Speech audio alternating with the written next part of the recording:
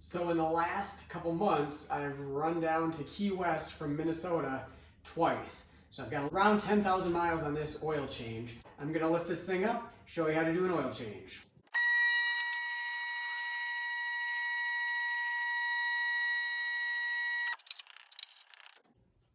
Okay, so we're under the car here, and I did take it out for a spin beforehand to warm it up, make sure any particles that are in the oiling system are suspended in the oil. So it's going to be at least warm oil, so you'll want to be careful. And it's a 14 millimeter bolt. So we'll crack this bolt loose. We'll pull the drain pan under here, and this is 020 in here, and it's warm, so it's going to be ready to just spray out here. So we'll loosen up the plug, get the pan under here, and let it go.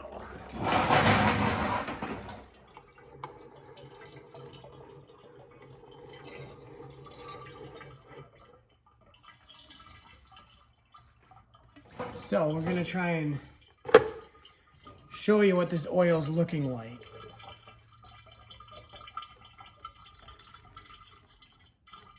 All right, I finished draining it. I got the drain plug back in, so now we're gonna focus on the filter.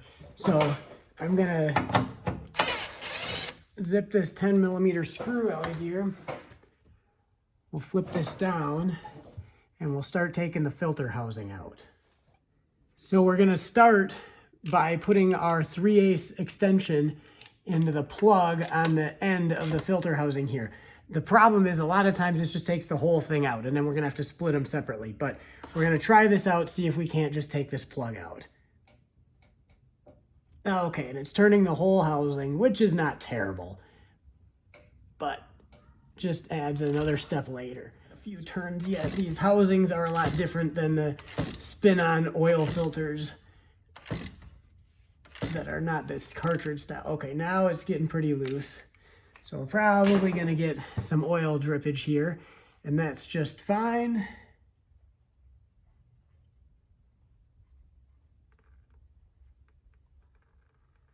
Here we go, gonna scoot the pan up a little bit here. Try and make as little mess as possible. All right, there we go.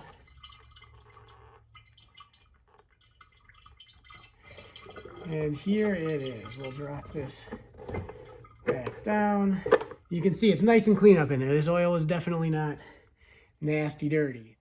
Okay, so here's our housing and our filter.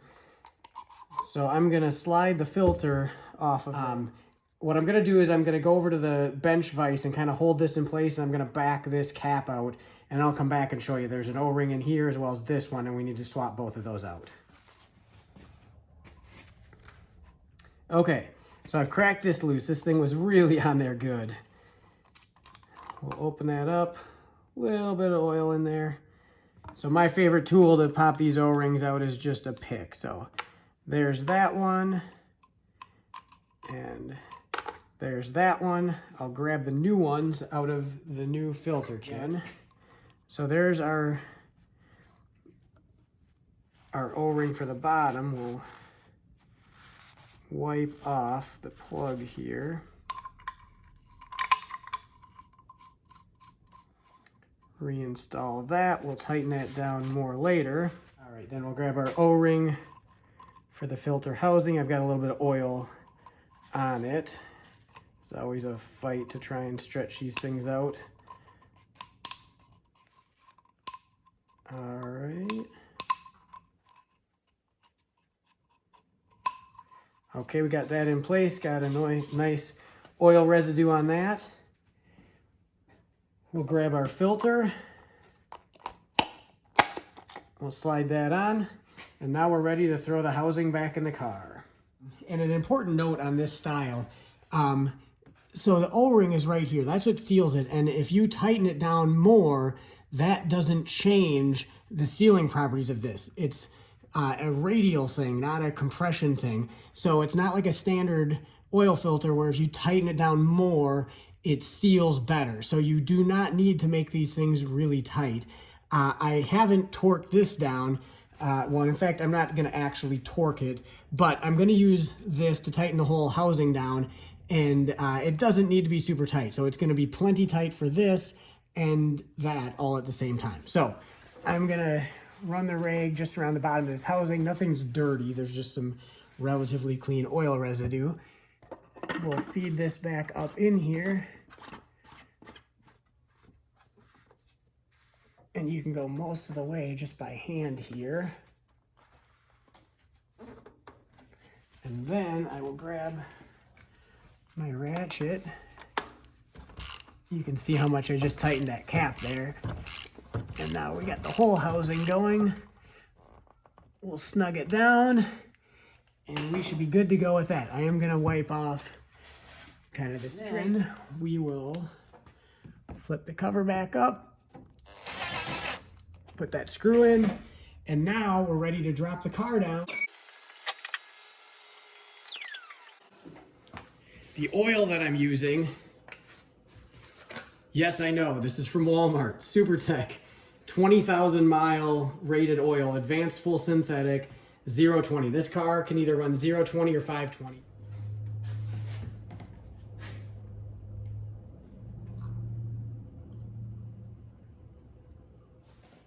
So we'll pull the funnel out, tighten the cap back down, and we'll start it up and we'll reset the oil life maintenance light. Okay, so we're inside the Lexus now, and I am going to make sure we're in trip A. I'm going to turn off the ignition.